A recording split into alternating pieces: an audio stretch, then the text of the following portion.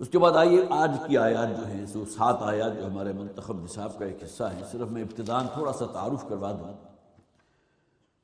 یہ منتخب نصاب وہ ہے جو والد محترم نے قرآن حکیم کے بہت ہی جو جامع مقامات ہیں، جو خاص طور پر جس میں خطاب مسلمانوں سے ہے، مجھ سے اور آپ سے ہے، کہ ہماری دینی ذمہ داریاں کیا ہیں، ہمارے اندر وہ دینی شعور۔ اسلام جو ہے ایک سٹیٹک مذہب تو نہیں، یہ ڈائنامک مذہب ہے۔ اس کا تعلق چند ریچول سے یا چند مراسم عبودیت سے تو نہیں ہے، یہ تو پوری زندگی میں اپنی اثر و نفوذ چاہتا ہے۔ تو تقریباً 2.5 پارے کے لگ بھگ ہے وہ والیوم کے جو منتخب نصاب، جس کی گویا کہ اس کا ایک شکل ہے جو ہمارے ہاں پڑھایا بھی جاتا رہا۔ خود ڈاکٹر صاحب کہتے ہیں میں نے 20 مرتبہ منتخب نصاب کا درس دیا۔ اس منتخب نصاب کے 6 حصے ہیں، پہلا اور آخری حصہ، گویا کہ پہلا اور چھٹا حصہ جامع اسباق پر مشتمل ہے۔ پہلے حصے میں تو 4 مقامات ہیں، اور اس کے بعد پھر ایمان، عمل صالح، تواصی بالحق اور تواصی بالصبر، یہ 4 موضوعات ہیں کہ جس سے بحث کرتی ہے سورۃ العصر۔ والعصر ان الانسان لفی خسر الا الذین آمنوا وعملوا الصالحات وتواصوا بالحق وتواصوا بالصبر۔ تو گویا کہ ان 6 حصے جو ہیں منتخب نصاب کے، اس میں سے درمیانی 4 حصے ایمان کے مباحث، عمل صالح کے مباحث، تواصی بالصبر، تواصی بالحق، اور جو پہلا حصہ ہے اس میں 4 ہی درس ہیں اور بہت جامع درس ہیں۔ اور منتخب نصاب کی چونکہ بنیاد اور جڑ ہے سورۃ العصر، لہٰذا پہلے جو 4 درس ہیں ان میں یوں ہی 4 شرائط بیان کی گئی، مختلف انداز میں، مختلف اسلوب میں۔ آیت البر ہے، لیس البر ان تولوا وجوہکم قبل المشرق والمغرب، اس میں بھی ایمان، عمل صالح، تواصی بالحق، تواصی بالصبر۔ اگرچہ تواصی بالحق جو ہے وہاں مخفی طور پر ہے، لیکن وہ شخص جس کا ایمان ہو اللہ پر، دل میں گہرا اترا ہوا ایمان، آخرت پر اس کا یقین ہو، پھر یہ کہ نمازوں کی پابندی کر رہا ہو، زکوٰۃ ادا کرتا ہو، ایک دوسرے کے ساتھ کوئی لین دین کے معاملے میں عہد کیا تو اس کو پورا کرنے والا ہو، اور صبر سے کام لینے والا، ظاہر ہے یہ شخص جو ہے حق پر ہے اور حق ہی کا داعی اور علمبردار ہے۔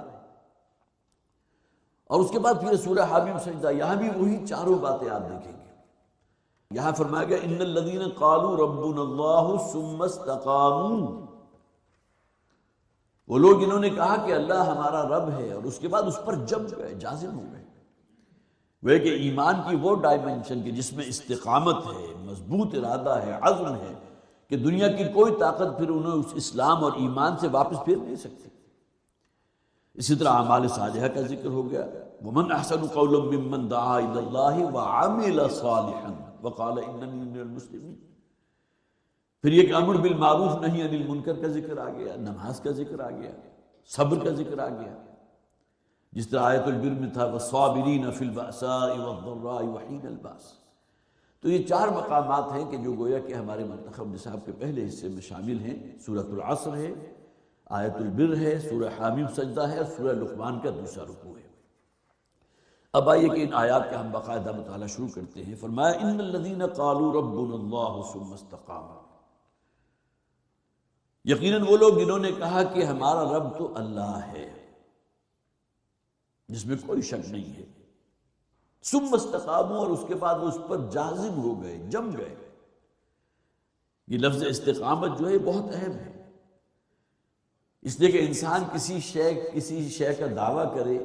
یا کسی کا اظہار کرے اور اس کے بعد کوئی تھوڑی سی تکلیف یا قربانی بھی اگر برداشت نہ کر سکے اور واپس الٹے پاؤں اپنی اسی جو آبائی دین تھا اسی کی طرف پلٹ جائے، تو ظاہر ہے کہ یہ تو وہ شے نہیں ہے جو قرآن چاہتا ہے، وہ تو استقامت چاہتا ہے۔ اس میں کتاب الایمان مسلم شریف میں ایک حدیث موجود ہے، حضرت سفیان بن عبداللہ ثقفی اس کے راوی ہیں۔ وہ فرماتے ہیں ایک موقع پر نبی اکرم صلی اللہ علیہ وسلم کے پاس میں گیا ہوں، حاضر ہوا اور جا کر ان سے ایک بات کہی کہ اللہ کے نبی صلی اللہ علیہ وسلم مجھے تو وہ بات بتا دیجیے، صرف ایک بات کہ جس پر اگر میں جازم ہو جاؤں تو پھر میری کامیابی ہو، مجھے فوز و فلاح حاصل ہو جائے، میرا رب مجھ سے راضی ہو جائے، صرف ایک بات بتا دیجیے۔ تو نبی اکرم صلی اللہ علیہ وسلم نے جواب ارشاد فرمایا قل آمنت باللہ ثم استقم، وہی بات جو یہاں کہی گئی، ان الذین قالوا ربنا اللہ ثم استقاموا، یہاں تو اہل ایمان کا وصف بیان ہو رہا ہے نا، وہ لوگ جنہوں نے کہا کہ اللہ ہمارا رب ہے اور پھر انہوں نے استقامت اختیار کی، جم گئے اس بات کے اوپر۔ تو نبی اکرم صلی اللہ علیہ وسلم نے حضرت سفیان بن عبداللہ جو ہیں ان کی اس سوال کے جواب میں فرمایا قل آمنت باللہ ثم استقم، تم کہو کہ میں ایمان لاتا ہوں اللہ پر اور اس کے بعد اس پر جازم ہو جاؤ، اب دنیا کی کوئی طاقت تمہیں منحرف نہ کر سکے۔ دیکھیے جب یہ آیات نازل ہو رہی تھی، مکی صورت ہے، تو جو شخص بھی نبی اکرم صلی اللہ علیہ وسلم پر ایمان لاتا تھا تو گویا کہ وہ اس کے مترادف ہے کہ اس نے اپنے آپ کو درندوں کے حوالے کر دیا۔ اب جو شخص جیسے چاہے اسے تنگ کرے، اگر کوئی شخص جو حضور پر ایمان لایا ہے غلام ہے اور اس کا آقا جو ہے کافر ہے، مشرک ہے، وہ چاہے تو اپنے غلام کی جان بھی لے سکتا ہے، اس کو جان سے مار سکتا ہے، ہر نوع کا تشدد اس پر روا رکھ سکتا ہے، اس لیے کہ غلام کا معاملہ تو بالکل دوسرا ہے نا، اس کو تو اس کے آقا نے خریدا ہے، اب وہ تو اس کی ملک ہے، جس طرح کوئی شخص اپنی بھیڑ بکری کو جس کی ملکیت میں ہو، وہ شخص چاہے تو اس کو ذبح کر لے اور اپنے کھائے پیے اپنے دوستوں احباب کو بلائے۔ یہی معاملہ اس شخص کا ہوتا تھا کہ جو آقا ہے، جو مالک ہے، اور غلام کے ساتھ جو چاہے وہ شروع کرے۔ تو جس قسم کا تشدد جو ہے وہ اختیار کیا گیا نبی اکرم صلی اللہ علیہ وسلم کے ساتھیوں پر کہ کسی طرح یہ واپس اپنے دین میں پلٹ جائیں یا دین محمدی کو چھوڑ دیں صلی اللہ علیہ وسلم، اس کا ذکر کرنے کی ضرورت نہیں، دہکتے ہوئے انگاروں پر بھی لٹا دیا گیا، تپتی ہوئی جسے آپ کہیے کہ توے کی طرح تپتی ہوئی سنگلاخ زمین، اس پر بھی جو ہے وہ لٹا کر اوپر سینے پر بھاری پتھر بھی رکھا گیا۔ حضرت یاسر کے ساتھ جو معاملہ ہوا تھا بارہا اس کا ذکر ہوا۔ تو تشدد کی جتنی بھی صورتیں کوئی ممکن تھی، کوئی ایسی نہیں تھی جو روا نہ رکھی گئی ہو۔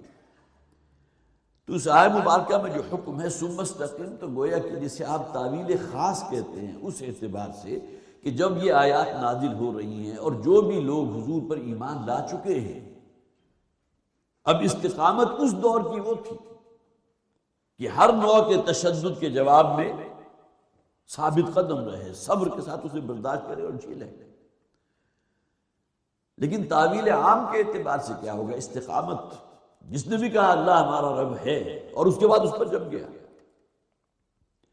اس لیے کہ آج اس نوع کا تشدد روا نہیں ہوتا، جس طرح کہ اس زمانے میں، اس لیے کہ دین تو بالکل اجنبی تھا نا، ان کا تو آبائی دین بت پرستی تھا، اور آج سے 1450 برس پہلے کی بات ہے، ظاہر ہے کہ وہ معاملہ تو گویا کہ حضور صلی اللہ علیہ وسلم کا تو سب سے بڑا جو یہ تھا کہ انہوں نے یہاں عرب کے اور مکہ کے رہنے والوں کے اندر ایک انتشار پیدا کر دیا، خلیج اور درار ڈال دی کہ جو بھی ایک رب کا قائل ہے وہ ایک طرف ہو گیا اور جو اور سینکڑوں دیویوں دیوتاؤں کا قائل ہے وہ دوسری طرف ہو گیا۔ لیکن یہ کہ آج اگر کوئی شخص خواہ وہ 1000 مرتبہ کہے ربنا اللہ لا الہ الا اللہ، اس کے لیے کوئی معاملہ نہیں ہے، اس پر تشدد نہیں ہوگا، زیادہ سے زیادہ یہ سمجھا جائے گا کہ کسی دیوانے کی بڑھ ہے، معلوم ہوتا ہے کہ اس کا ذہنی توازن جو ہے وہ ٹھیک نہیں ہے، اس سے آگے بڑھ کر بات نہیں ہوئی۔ تو آج اصل امتحان کیا ہے کہ دین کی تعلیمات پر عمل کرنا اور اس پر جازم ہو جانا، خواہ معاشرہ جو ہے رد کر دے، ٹھکرا دے کہ اکبر نام لیتا ہے خدا کا اس زمانے میں، کہ آج کے زمانے میں بات ہو رہی ہے چہرے کے پردے کی اور داڑھی کی اور سنتوں کی اور دین کی اور دین کے قیام اور غلبے کی، اس کے لیے اجتماعی جد و جہد کی۔ یہ تو پرانے زمانے کے قصے تھے، یہ تو اگر کچھ احکامات تھے بھی تو صرف اس دور کے لیے تھے، پردہ تو اصل میں اس زمانے کا کلچر تھا، یہ کوئی شاعر اسلامی میں سے تو نہیں ہے۔ ایسے ایسے دانشور جو ہیں دین کے نام کے اوپر جو کچھ وہ میڈیا کے اوپر پھیلا رہے ہیں آپ کے علم میں، اسی طرح میوزک جس کے بارے میں صریح احادیث موجود ہے، قرآن حکیم میں ذکر موجود ہے، لیکن اس کے بارے میں بھی یہ کہا جائے کہ یہ تو معاملہ جو تھا یہ کوئی ایسا نوعیت کا نہیں ہے کہ جس کو حرام سمجھا جائے یا جس کے لیے جو ہے کوئی بڑے سخت الفاظ موجود ہیں۔ تو یہ آج کے دینی جو تصورات ہیں ان کے علی الرغم جو اصل دین ہے، جو دین کے مبادیات ہیں، جو بنیادیں ہیں، اس کے اوپر پوری استقامت کے ساتھ جم جانا، حرام اور حلال کی تمیز، جیسے کہ نبی اکرم صلی اللہ علیہ وسلم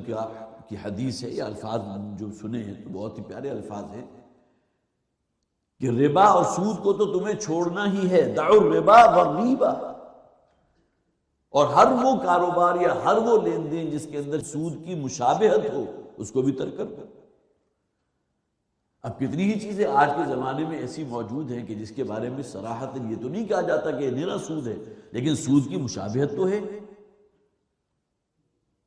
اسی طرح دینی شعائر کا معاملہ ہے، دین کے حرام و حلال کا معاملہ ہے، اور خاص طور پر دین کے وہ تصورات جو سلف سے چلے آ رہے ہیں، جو نبی اکرم صلی اللہ علیہ وسلم کا دور دیکھ لیجئے، خلفائے راشدین کا دور دیکھ لیجئے، تابعین ہیں، تبع تابعین ہیں، اس کے بعد جتنے بھی ائمہ ہیں ان سے ہوتے ہوئے آج تک جو برقرار ہیں اس کو کسی نے نہیں چھیڑا، ان کے بارے میں شکوک و شبہات پیدا کر دینا۔ تو آج کے دور میں تو اصل جیسے کہا جاتا ہے نا کہ یہ لفظ استقامت کے اندر اصل میں قیامت مضمر ہے، کہ اس دور کی استقامت تھی کہ جس کا معاملہ صرف تشدد کا تھا، ترغیب و تحریض کا تھا، کوئی لالچ دی جا رہی تھی، کوئی پرسیکیوشن ہو رہی تھی، لیکن آج کا معاملہ بالکل دوسرا ہے۔ آج تو آپ کو گویا کہ جس سے کہا گیا ایک حدیث میں بدا الاسلام غریبا وسیعود کما بدا فطوبی للغرباء، یہ دین اسلام کا آغاز جو ہوا تھا وہ بڑی اجنبیت کی حالت میں تھا، کون پہچانتا تھا خدائے واحد کو؟ وہاں تو سینکڑوں دیویاں اور دیوتا تھے۔ تو دین کی ابتدا حالت غربت میں ہوئی ہے۔ غربت سے مراد وہ غریبی نہیں ہے جو ہمارے ہاں جس کے پاس روپیہ پیسہ مال و دولت نہیں ہے وہ غریب کہلاتا ہے، بلکہ جو اجنبیت ہے،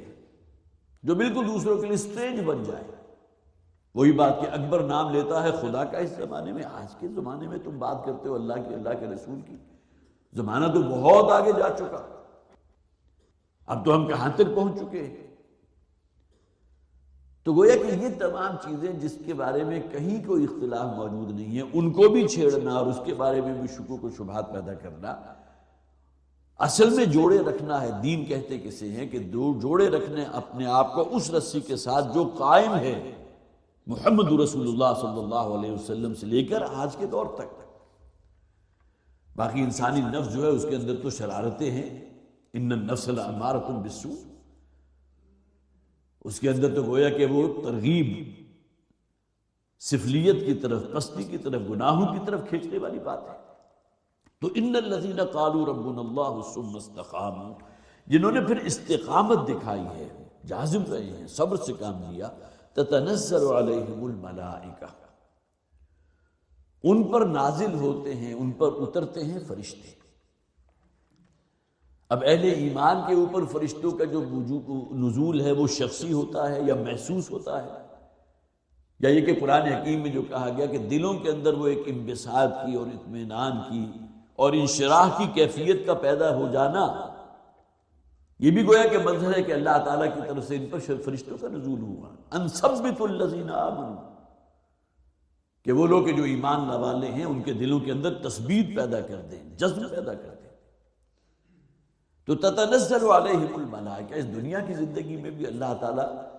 فرشتوں کے ذریعے انہیں وہ سکون عطا فرماتا ہے، وہ اطمینان عطا فرماتا ہے کہ دوسرے لوگوں کی نگاہ میں کوئی بہت بڑا امتحان بھی ان کے لیے پرکاہ کے برابر وقت نہیں رکھتا، اس لیے کہ اللہ تعالیٰ نے دل میں وہ اطمینان اور سکون عطا فرمایا۔ الا ان اولیاء اللہ لا خوف علیہم ولا هم یحزنون، آگاہ ہو جاؤ جو اللہ کے ولی اور دوست ہوتے ہیں انہیں تو کوئی کسی قسم کا نہ خوف ہوتا ہے مستقبل کے بارے میں، اور ماضی میں جو کچھ ہوا تو اس کے اوپر کوئی حزن، کوئی منال اور کوئی چنتا نہیں۔ تو فرشتوں کا یہ نزول جو ہے اس دنیا میں بھی ان کے اوپر ہونا قرآن کی روح سے بھی ثابت ہے۔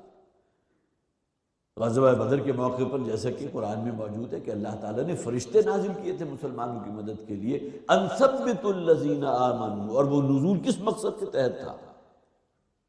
کہ اہل ایمان کے پائے ثبات جو ہے اس کو پوری استقامت کے ساتھ جمے رکھے،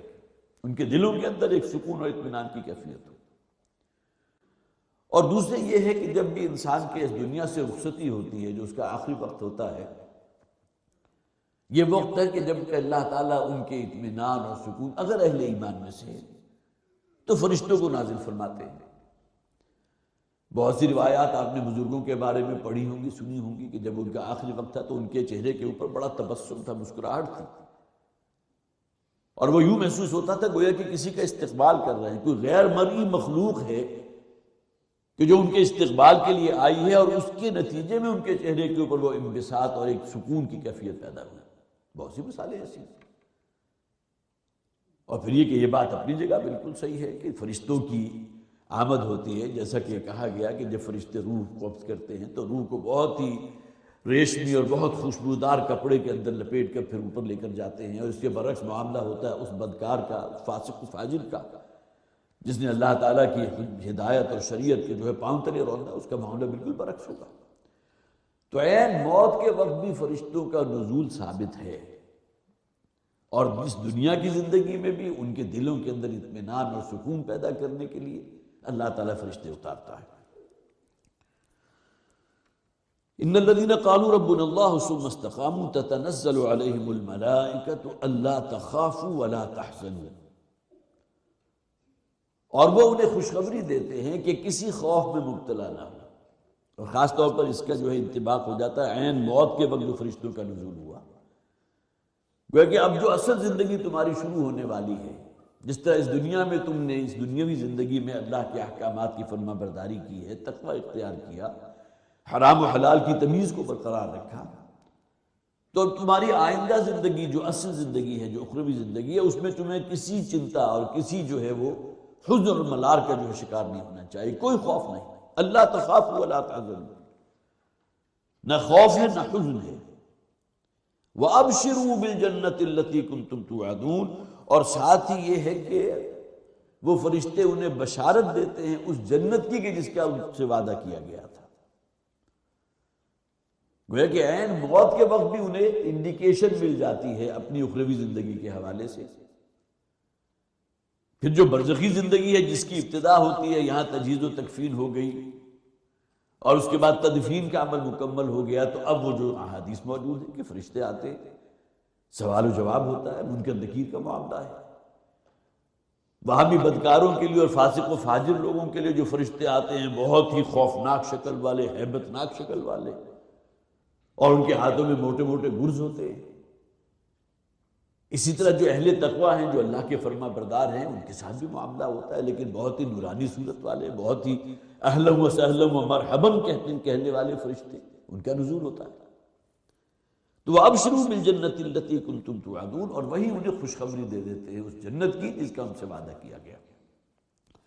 وہ بھی میدان حشر جو ہے وہ تو کہیں بعد میں آنے والا ہے، لیکن یہ کہ بہرحال جسے آپ کہیے نہیں، علامات جو ہے وہیں سے شروع ہو جاتی ہیں، جیسے کہ حضور نے فرمایا تھا اللہ تعالیٰ اس قبر کو جو ہے کسی نیک و کار کے لیے، متقی شخص کے لیے، اپنے فرما بردار کے لیے جنت کے باغیچوں میں سے ایک باغیچے کی شکل میں تبدیل کر دیتا ہے، اور بدکار اور فاسق و فاجر کے لیے جہنم کے گڑھوں میں سے ایک گڑھے کی شکل میں تبدیل کر دیتا ہے۔ انڈیکیشن تو وہی ہو گئی۔ نحن اولیاؤکم فی الحیات الدنیا وفی الآخرہ۔ اب یہ نحن کا لفظ ہے، اس میں دونوں طرف امکان موجود ہے۔ ہمارے مفسرین نے اگرچہ اکثریت ان کی ہے جنہوں نے اس کو جوڑا ہے فرشتوں کے قول کے ساتھ، کہ جہاں فرشتے یہ کہتے ہیں کسی خوف میں مبتلا نہ ہو، کوئی حزن اور کوئی غم جو ہے نہ پالو، اور اس جنت کا جو ہے تم سے وعدہ کیا گیا جس کا، اس کی تمہیں ہم خوشخبری دیتے ہیں، اور انہی کا یہ قول ہے نحن اولیاؤکم فی الحیات الدنیا وفی الآخرہ، ہم ہیں تمہارے ولی اور تمہارے پشت پناہ، جو اس دنیا کی زندگی میں بھی ہم تمہارا ساتھ دیتے رہے، تمہارے اندر تسکین قلب پیدا کرتے رہے، سکون تمہیں مہیا کرتے رہے، اور آخرت میں بھی ہماری معیت تمہیں حاصل ہوگی، وہاں بھی اہلا و سہلا و مرحبا۔ قرآن حکیم میں کہا گیا نا قیلا سلاما سلاما، ہر طرف سے فرشتے جو ہیں سلامتی کی آوازیں لگا رہے ہوں گے، مبارکباد ہو رہی ہوگی کہ اب اصل زندگی جو شروع ہونے والی ہے، جس کا آغاز ہو چکا ہے، اب اس میں تمہارے لیے تہنیت ہے اور مبارکباد ہے۔ تو ایک مراد تو یہ ہے نحن اولیاؤکم، کہ ہم ہیں تمہارے اولیاء، تمہارے ولی، تمہارے دوست، تمہارے پشت پناہ اس دنیا کی زندگی میں بھی اور آخرت میں بھی۔ اور ایک مراد یہ بھی ہے کہ یہاں یہ اللہ تعالیٰ کا قول ہے کہ ہم تھے تمہارے پشت پناہ اس دنیا کی زندگی میں بھی جسے تم گزار آئے۔ الا ان اولیاء اللہ لا خوف علیہم ولا هم یحزنون، اس لیے کہ اولیاء اللہ جو ہیں وہ بھی تو انسانوں میں سے ہوتے ہیں، کیونکہ غیر انسانی جو ہے وہ مخلوق تو نہیں ہے، انسانی ہے، لیکن وہ اپنی ایمان اور فرما برداری میں اس مقام تک پہنچے ہوتے ہیں کہ جہاں واقعتاً اللہ تعالیٰ انہیں اپنا دوست قرار دیتا ہے۔ جو اللہ کے دوست ہیں نہ انہیں کوئی خوف ہے نہ حزن ہے۔ تو نحن اولیاؤکم فی الحیات الدنیا وفی الآخرہ ولکم فیہا ما تشتہی انفسکم، اور وہاں تمہارے لیے ہوگا جو خواہش کریں گے تمہارے نفس۔ اس دنیا میں تو معاملہ یہ ہوتا ہے نا کہ انسان کی کتنی ہی خواہشیں ہیں کہ جو پوری نہیں ہو پاتی، ہزاروں خواہشیں ایسی کہ ہر خواہش پہ دم نکلے، بہت نکلے میرے ارمان لیکن پھر بھی کم نکلے۔ کتنی ہی خواہشات ہیں، تمنائیں ہیں، آرزویں ہیں جو انسان پالتا رہتا ہے لیکن جس کی تکمیل ممکن نہیں ہے۔ ہر شخص کا معاملہ یہ ہے، لیکن آخرت کے معاملے اس کے بالکل برعکس ہے۔ جو خواہش، اول تو معصیت کی خواہش پیدا ہونے کا امکان ہی نہیں۔ اس دنیا میں تو معصیت کی خواہشات بھی پیدا ہوتی ہیں، حرام حلال جائز ناجائز ایک طرف، مجھے یہ مقام ملنا چاہیے، میں اس مقام تک پہنچنا چاہتا ہوں، لیکن یہ کہ آخرت میں کوئی ناجائز خواہش یا وہ خواہش جو گناہ پر مبنی ہو، اس کا پیدا ہونے کا ہی سوال نہیں ہے۔ اس لیے کہ انسان کو بالکل پاک کر دیا گیا نا، وہاں انسان کے اندر وہ نفسانی خواہشات جو گناہ کی ترغیب دیتی ہیں، ان النفس لامارۃ بالسوء، ان کا تو وجود نہیں ہے۔ تو جس شے کی خواہش بھی تمہارے نفس میں، تمہارے جی میں پیدا ہوگی، وہ تمہیں مہیا کر دی جائے گی۔ وَلَكُمْ فِيهَا مَا تَشْتَهِي أَنفُسُكُمْ وَلَكُمْ فِيهَا مَا تَدَّعُونَ، اور جو شے بھی تم طلب کرو گے، جو شے بھی تم مانگو گے، جس کا بھی تم سوال کرو گے، ہر شے اللہ تعالیٰ پوری کر دے گا۔ جنت کی نعمتوں کا جہاں تک معاملہ ہے وہ ہمارے حواس اور ادراک کی زد میں آنے کا امکان نہیں ہے۔ اس لیے حضور نے فرمایا کہ جنت کی نعمتیں وہ ہیں جو نہ کسی آنکھ نے دیکھی، نہ کسی کان نے سنی، نہ کسی کے قلب و ذہن پر اس کا کوئی شعور اور ادراک بھی ممکن ہے۔ وہ تو دنیا ہی اور ہے نا۔ اس دنیا کا معاملہ تو حواس خمسہ سے ہے، وہاں ذائقہ بھی ہے، ہر شے ہے۔ یہ بھی کہا گیا قرآن حکیم میں کہ وہاں انہیں جو پھل فراہم کیے جائیں گے، جو میوے دیے جائیں گے، شکلاً وہ دنیا جیسے ہوں گے لیکن اس کا ذائقہ، اس کی راحت، اس کی مٹھاس، اس کی چاشنی، اس کا فلیور، اس کا کوئی تقابل آپ دنیا کے پھلوں سے کر ہی نہیں سکتے۔ وہ تو دنیا ہی اور ہے، وہاں کے تمام معیارات بالکل دوسرے ہیں۔